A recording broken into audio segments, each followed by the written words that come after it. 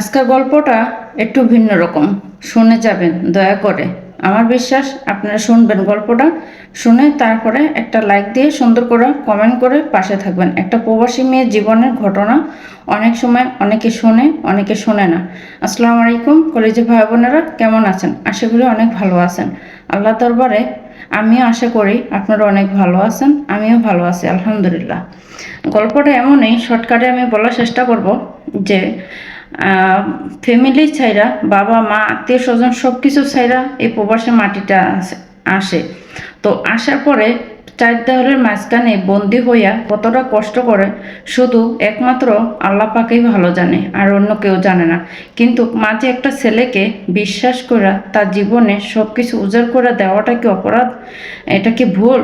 কিন্তু ভুল, হ্যাঁ আমিও বলি ভুল, কারণ আমরা মেয়েরা অল্পতেই মমের মতন গলে যাই। আমরা হচ্ছে গিয়া মোমবাতিটা যখন জ্বলতে জ্বলতে জ্বলতে হতে এক পর্যায়ে শেষ হয়ে যায়, তখন মোমবাতিটা মোমটা যখন গলে যায় তখন বাতিটা নিঃস্ব হয়ে যায়। তাই এখন তো আমার জ্বলার মতন কোনো শক্তি নেই, আমি কিভাবে জ্বলবো? ঠিক তেমনই একটা প্রবাসী মেয়ের জীবনে হয়।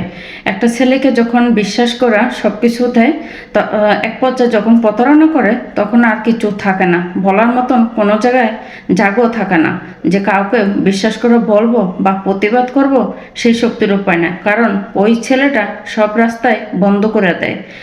বন্ধ করার ক্ষেত্রে কোনো জায়গায় বলার কোনো কিচ্ছু থাকে না, বাসা থাকে না, নিজের পায়ে নিজে কুড়াল মারে, সেই কুড়ালের দিকে কখনো উঠে আসতে পারে না।